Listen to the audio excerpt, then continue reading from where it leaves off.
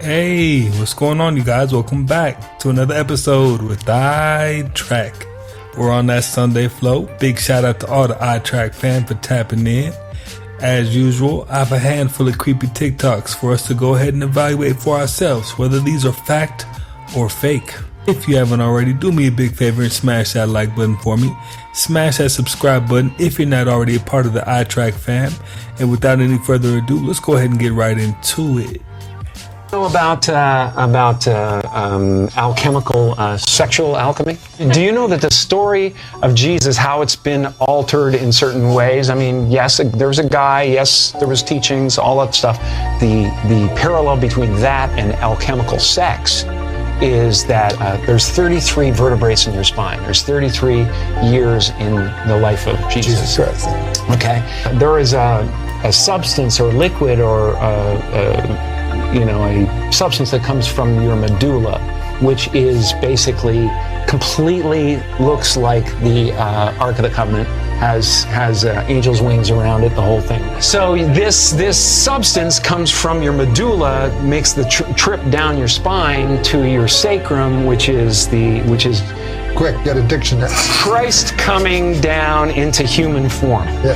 And if you don't squander that essence, that sexual essence, it ascends again and goes back up to heaven, which is your thing. It's also the story of Santa Claus. Why he comes down the chimney is because this juice or this whatever substance actually passes what's called the claustrum, which is where they got Santa Claus. Okay, so Jim Carrey's been conscious for a long time, seeking knowledge, seeking truth. I like. Okay, watch this, y'all. This man, he called his boss asking him, why didn't y'all tell me they had a new employee, right? He constantly looking back, right? He talking to somebody, right? Just watch, this is creepy.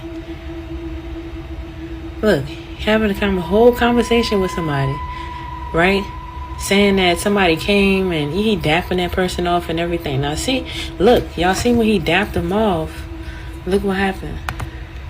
He dapped him off. You see that shadow? And then the shadow goes over here and he pulling the chair out for him. He swore to God he sat there and had a whole conversation with this person. He moved over talking to him and everything. Y'all better protect yourselves. Whatever that was took advantage of him. That shadow was so faint that if you blinked, you probably missed it. It's kind of creepy. This non-human realm was feeding off low vibrational energy. There's a scene in the first Matrix movie where Morpheus holds up a battery and says, the Matrix is a computer-generated dream world designed to turn humans into one of these, a battery. That is a profound statement in an apparently fictional movie. Well, we saw the kids version in Monsters, Inc. as well. That was another one. You had the monster world, where the key monster was a green entity with one single massive eye. I mean, that's telling you, isn't it? What happened is that in the monster world, they had no source of energy.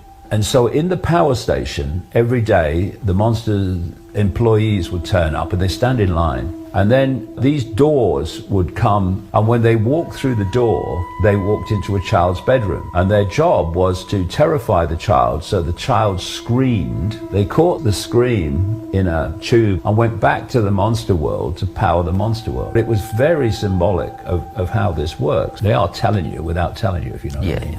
Now that's sneaky. That is super sneaky because I missed that. But that does make sense. Let me know what you think in the comments. Music is magic. It reprograms your subconscious mind. This is why you remember the lyrics, because it's stored within your subconscious. 90% of your behavior is manifested from the programs within your subconscious. Listening to negative music, you are programming your subconscious mind to manifest negativity. Music is frequency, and frequency is the only thing that can go inside of you without your consent, affecting your cells and your water structure no matter what. Saying positive things has a positive effect on your cells and water. Saying negative things has a negative effect. Music changes your intent, emotional state and thoughts. This is why you become sad when you listen to a slow beat song. We're not meant to be listening to music with choruses. Repetitive beats and loops within music create thought loops within your mind. In nature, everything is transforming. There is no chorus within nature. Our mind should be constantly evoluting. Music degrades women. Women hold the portal into the physical world. The uterus comes from the Taurus. Here's the uterus. It's the portal from out of counter space into the physical realm. Egyptian Ankh is the portal, the womb and the uterus. The Freemasons wear the M. M is for mother, maker and matter. Every single one of you has to come through the mother to get into matter, the M. They are degrading women within the music. You cast spells when you speak. This is why listening to music is casting spells upon your subconscious. I think he might have been dropping a few gems in there. But if you think he was just talking nonsense, let me know in the comments. I don't think any two people could be murdered the way they were without everybody being covered in blood. Listen closely for the next 6 uninterrupted minutes. O.J. puts himself, hypothetically, at the scene of the crime. O.J. Simpson never took the stand at his criminal trial and has never given an interview about his actions on the night of the murders. That is, until now. Hypothetical. Yes. Why don't you tell me what might have happened on the night of June 12th, 1994? And let's just walk through the night. Well, first of all, this is very difficult for me to do this. It was very difficult for me because it's hypothetical. I know and I accept the fact that people are going to feel whatever way they're going to feel. They're going to, whatever. The hypothetical is... Charlie pulls that up. Charlie. This guy Charlie shows up, the guy who I had recently become friends with, and I don't know why he had been by Nicole's house, but it told me you wouldn't believe what's going on over there. And I remember thinking, well, whatever's going on over there has got to stop, right? So we kind of hooked up together, and I'm kind of broad stroking this. We go over, get in the Bronco and go over. Let's just go back and do the details. Where did you park? I'd like to see the detail. You park in the hypothetical in the alley. Right. You park in the alley. Yeah. And you put on a wool cap and gloves. In the hypothetical, I put on a cap and gloves. You reached under the seat for? A knife. I always kept a knife in the car for the crazies and stuff because you can't travel with a gun. And I remember Charlie saying, you ain't bringing that. And I didn't, right? But I believe he took it. Charlie took the knife? Yeah. So the back gate, you go through the back gate? Yes. And it was open or broken or? I don't recall. Okay. I go to the front and I'm looking to see what's going on. And I can see that it appears like Nicole had candles all the time. She really did, to keep her overhead down, I think. And music was on. And while I was there, a guy shows up. Ron Goldman comes in the back gate. Yeah, a guy that I really didn't recognize. I may have seen him around, but I really didn't recognize him to be anyone. And in the mood I was in, I started having words with him. He says to you, I just came by to return a pair of glasses. Judy left them at the restaurant. Yeah, words to that effect, yes. And he was I don't know if I believed it or didn't believe it. It was pretty much immaterial because, I was more concerned about everything that was going on, and was fed up with it, I guess. And you get into a fight. Nicole comes out. A verbal fight. Got a little loud, and by that time, Nicole had come out, and we started having words about who is this guy, why is he here, what's going on. And she says, this is my house, get the F out of here. Yes, and which I didn't like because, once again, this is the same person, and if you read the book, you'll see some things that happened in the 2 weeks leading up to this that were very, very irritating. I think Charlie had followed this guy in, wanted to make sure there was no problem, and he brought the knife. As things got heated, I just remember Nicole fell and hurt herself, and this guy kind of got into a karate thing, and I said, well, you think you can kick my ass? And I remember I grabbed a knife. I do remember that portion, taking a knife from Charlie, and to be honest, After that, I don't remember. Except I'm standing there and there's all kind of stuff around and What kind of stuff? blood and stuff around. I hate to say this, but this is hypothetical.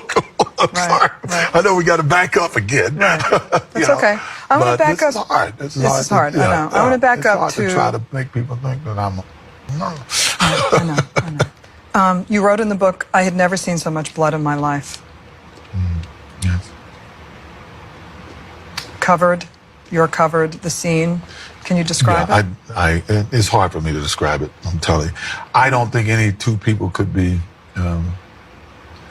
murdered the way they were without everybody being covered in blood.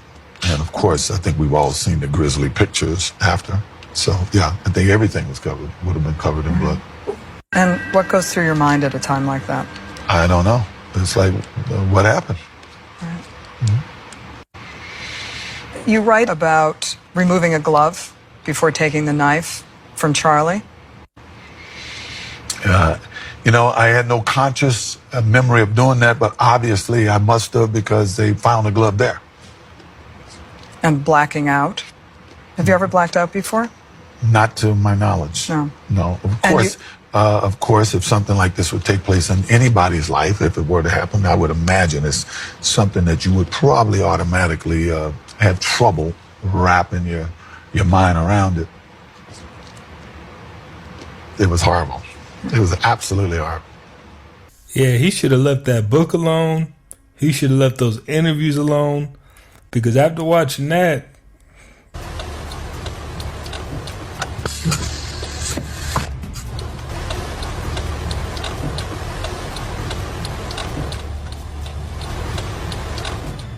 the taxi driver remotely opens the door in the back with a switch, expecting the woman to step inside the vehicle.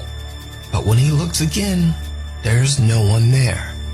So the confused driver simply closes the door and drives away. But just a few minutes later, he drives through a tunnel on the road. Without him knowing, his drive recorder captures something absolutely terrifying.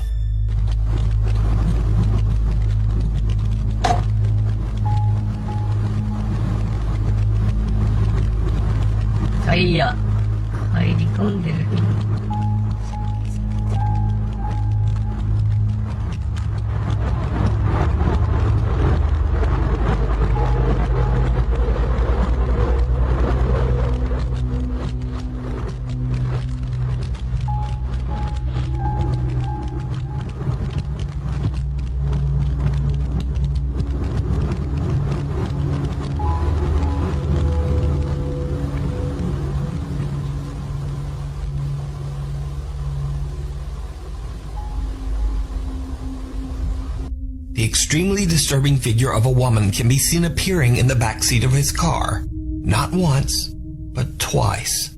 She appears distorted with a swollen face, one creepy eye open and one closed. The taxi driver claims that he had no idea what was happening so close behind him. He says that he felt a disturbing chill at the time, but he didn't see or hear anything unusual. The driver believes this to be the manifestation of a spirit of the victim of a traffic accident on this road, forever lost on the streets of Japan, trying to get a ride back home. now that definitely is creepy, because if he didn't see that, I could imagine the kind of action you get into when you see a ghost pop up in your backseat. Welcome back with another banger. It's the React Files, where we react to the creepiest, craziest, scariest TikToks you should watch alone. Hope you're having a good night. If you haven't already, please take a second just to smash that like, subscribe, ring that notification bell, just to make sure the algorithm knows what's up. So let's get straight to it. Okay, they're just trolling us at this point, right? Please just tell me that they're trolling us. Minutes after Super Bowl 58 ends, Joe Biden's personal X account posts this message, and it says, just like we drew it up. Just like we drew it up. Okay, like Joe Biden helped draw out the plans for the Chiefs to win the Super Bowl, okay? So this comes on the heels of months of Super Bowl conspiracies with Taylor Swift, and Taylor Swift is like rigging the Super Bowl because they want the Chiefs to win because Taylor Swift brings in so much money to the NFL. bring in new Swiftie fans. She's even going to be endorsing Joe Biden, seemingly, for the 2024 election. So it's like, are they just messing with us, please? Please just tell me that they're messing with us. I mean, just like we drew it up minutes after the Chiefs win the Super Bowl. You can't make this up, man. Look at this.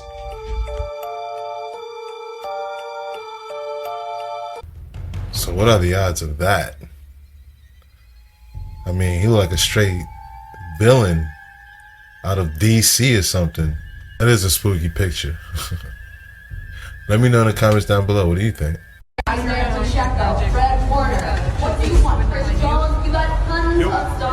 You can see Ice Spice is at the Super Bowl and they keep putting her up on camera. And I can't help but notice that she has this weird necklace on. That an upside down cross, bro. And what I'm about to show you is actually the scariest one. So this is a video of somebody at the Super Bowl while Taylor Swift is taking a drink. But if you zoom into Ice Spice, look what she does with her hands. Bro, she's legit throwing up. That, I'm pretty sure, is a satanic hand gesture. And then she throws up her upside down cross necklace. This is just sad, bro. This is honestly sad. So yeah, that's the opium chain from Playboy Cardi. The horn signals didn't help her case any. And at the end of the day, it was a Balenciaga dress. Yeah, it's kind of stood out to me, if you ask me. This is a call for vengeance. Welcome to today's show. The Super Bowl halftime show was a lot of things, but entertaining was not one of them. And if you're finding this channel in this video because you saw some of the signs and symbols during the Illuminati's halftime show ritual, which they put on every single year, I recommend you subscribe now and come along for the ride. My voice might sound familiar to you. Now, many people out there probably saw the performance and didn't think anything of it because they've been trained to think that they literally need to see a blood sacrifice committed on the stage, something like Sam Smith did, where he's literally dressing up as the devil, for them to actually start thinking maybe it is a satanic ritual. But then again, even when those things occur, everybody out there just dismisses it. Now, this is nothing more than a massive Freemason occult ritual. So let's start there. Because all of this stuff can be tied into Freemasonry. All of these occult practices, Freemasonry, for those of you out there that don't know, who stumble upon these videos because you're thinking, what is the Illuminati? Oh, the Illuminati, it's just a club of cool people. There is a Freemason lodge in every town in America. There is a Freemason lodge in every town in the world, on the earth, right now, as we speak. And in those lodges, there are people. And those windows that you can't see through at the Freemason lodge, you know, that place where you just kind of think there's a bunch of guys hanging out, maybe drinking some beers and talking about football. Well, no. In reality, what they're doing is they're actually infiltrating your local townships, your local government, and your local businesses. And all the people in there have books that they follow and read that you're not allowed to know about. But we all do know now. And in those books, they are taught that Lucifer is the god of this world. Their teacher that they follow, one of their teachers is, of course, Albert Pike, the same person who has written about the coming World War III and how a civil war is needed. And of course, what do you see going on right now? Because all the problems in the world really stem from a few certain groups of people, one of which are Freemasons. And we all know the other group, which, well, you can't talk about them. They even showed up during the the Super Bowl commercials, which I'll cover in a separate video. So Freemasonry is who runs and controls this operation. And they let you know every time they do one of these events. You can see the black and white Masonic checkerboard right behind Usher, and that shouldn't surprise anybody, right? Because Usher, of course, has already shown his allegiance to the New World Order. That's why Usher was selected to do the show. And that's why they always show you the black and white tile symbolism. Nobody ever picks up on it. Nobody ever thinks any further. Every lodge, every Freemason lodge has their black and white Masonic checkerboard floor. This symbolizes duality, as above, so below. And ultimately, Freemasons discover as they go through initiation and ritual after ritual that Lucifer is the god of this world. And that is who they worship. So when you hear Usher talking about God, he is referencing Lucifer, as they all do, Beyonce, etc. So he's on stage with the black and white symbolism behind him. And of course, he's standing inside of a giant circle. Because those of you who have followed my work over the years, I've made it really clear. Do you ever notice the repetition and the pattern? With every stage and performance at the Grammys and all these, it's always a circular stage. That's because these are giant rituals. You probably say to yourself, oh yeah, it's a circular stage. Well, have you ever noticed that witches perform all of their rituals inside of this protection circle, this magic circle? right? You might have seen some crime shows where you've seen a crime occur and they've had this giant circle drawn out on the floor. That's because it's a form of witchcraft. Now, Freemasons call what they do the craft, right?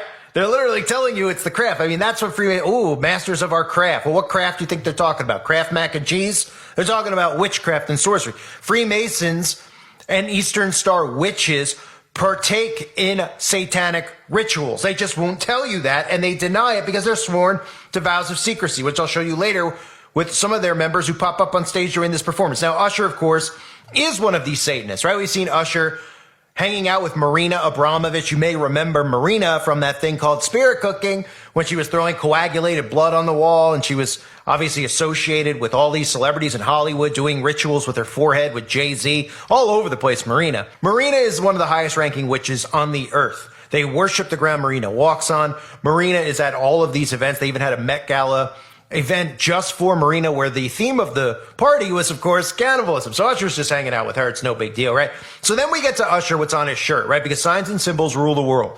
All these signs and symbols are always in front of us, but we don't process it. We look and we go, nah, I don't know. Looks like was he wearing a crochet? What is that? Is he a fan of the Philadelphia? Is that an eagle? That is the Phoenix Rising. Okay? The Phoenix Rising signifies the transformation. It's a main symbol of the New World Order. We see it all the time. It's not because they love birds and they love the Phoenix. I mean, we see Logan Pauls, those types of people always using this symbol. The Phoenix Rising even appears right outside of the One World Trade Center, and nobody pays attention to that. Do you know why? That's why they put a Phoenix Rising. It symbolizes a rebirth and a transformation, and it's very significant to the occult. So Usher is wearing his Phoenix Rising right on his shirt. And then I thought it was really interesting because remember, everything they do, all the choreography is deliberately done. They don't just go in there and go, hey, wouldn't it be really great if you did a backflip and no. They do this stuff strategically because they know that you won't notice it. They know that you don't pay attention to it. You're just oohing and eyeing over your favorite false idol on the stage. Now you can see obviously mirrors behind him, which is a symbol of the occult as well, which is why in a lot of these movies with exorcisms and demonic possession, you always see mirrors used to summon spirits. Well, that's because it's a ritual. And look to the side of the stage, on both sides of the stage, you see somebody in a weird pose, right? Did they just decide they wanted to be a human pretzel? Well, they did this? Well, of course not, because who are they paying homage to? They're paying homage to one of their boys, Tony Podesta, right? The Podesta clan, right? Remember, Tony had this... I actually found the halftime show entertaining. And to be honest, I didn't notice any symbolism whatsoever. Yeah, I realized the stage was round and it was cool looking, but I was into the show. Like, if there was going on, it had me. I ain't even gonna lie.